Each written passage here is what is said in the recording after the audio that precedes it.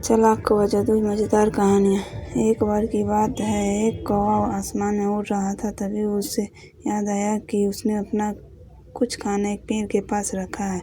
वो जल्दी से पेड़ के पास नहीं जाएगा तो कोई दूसरा जानवर आकर उसके खाने को खा लेगा। यह सोचकर वो वापस से वहाँ चला जाता है जहाँ उसने अपना खाना रखा होता है। लेकिन जैसे ही वह पेड़ के पास पहुँचता है, उसे उसका केक दिखाई नहीं देता। उसने वह केक कहीं से लाया।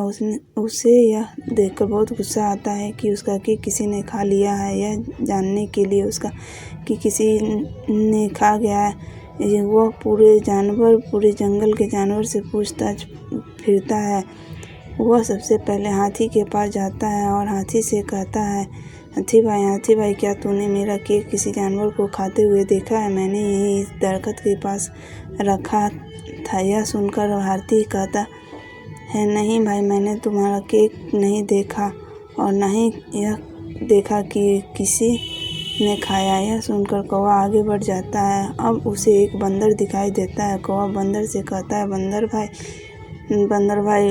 भाई, तूने तो पेड़ पर इस डाल से उस डाल छलांग लगाते रहते हो। क्या तूने मेरा केक देखा है कि कौन जानवर ने खाया?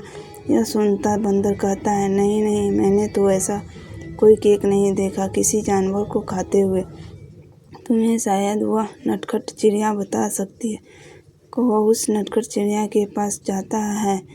वो उसे कहता है, यह नटखट चिड़िया, क्या तूने मेरा केक किसी जानवर को खाते हुए देखा है? वो उस पेड़ के पास रखा हुआ था।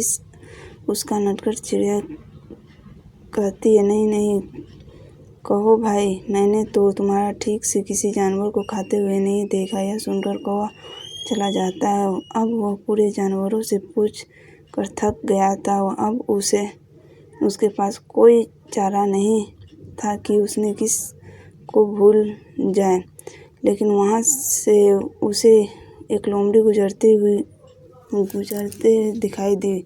लोमड़ी को वैसे ही कि क्या तूने केक को उस पेड़ के पास मेरा केक रखा हुआ था, लेकिन पता नहीं किसी ने खा लिया। अब मैं उसका पता लगाते हुए पूरे जंगल घूम रहा हूँ। यह सुनकर लोमड़ी कहती है कि इतनी सी बात, मैं उसको जानती हूँ जिसने तुम्हारा केक खाया। यह सुनकर कौवे में चमक आ जाती है और कहता है, जल्दी बताओ किसने मेरा केक खाया, उसे मार कर कचूमर बना दूंगा। यह सुनकर लोमड़ी हंसती है और कहती है, फिर तो खुद ही अपना कचूमर बना लो। यह सुनकर कौवा कहता है, क्यों, क्या?